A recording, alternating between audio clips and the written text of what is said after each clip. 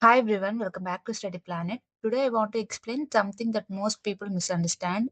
Why do we even learn OOP before learning JDBC and how OOP is directly connected to JDBC in real backend development? And people usually think OOP is just classes, objects, inheritance, but in real backend projects, OOP is the foundation that makes JDBC work.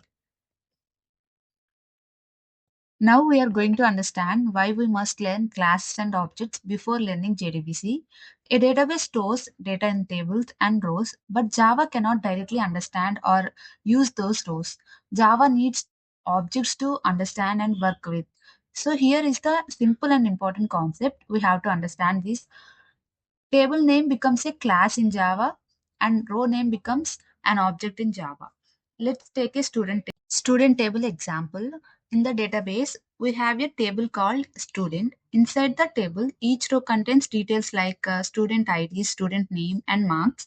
But Java cannot use this raw row directly. Java needs a structure. So we create a student class in Java because Java only understands the data in the form of classes and objects. So we create a student class in Java, class student because database table name student. We are using the table name as a class name, and inside that class we are creating student ID, student name, and marks as a rows. Now this row will converted into an object. Here we are using class name. By this class name we are creating object for student.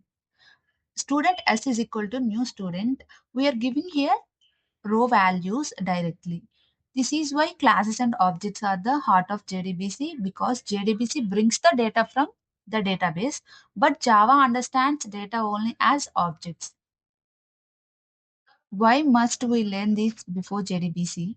You have this doubt. When you start writing JDBC connection code, you might get confused. Why am I creating a student object and why am I writing the student class and why should I convert data into objects? Without understanding classes and objects, your JDBC code will look confusing and meaningless. So before learning how to connect to the database, you must learn how Java represents database data. That's why OOPS comes before JDBC. When we write JDBC connection code in Java language, so Java needs to understand what kind of data is coming from the database and where should we store it and how do we use that data again. So Java does not understand tables or rows.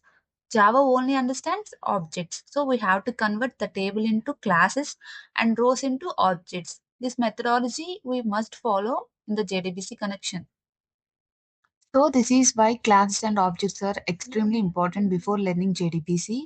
A database stores data in tables and rows, but Java works only with objects. So understanding how a table becomes a class and how a row becomes an object is the foundation of JDBC.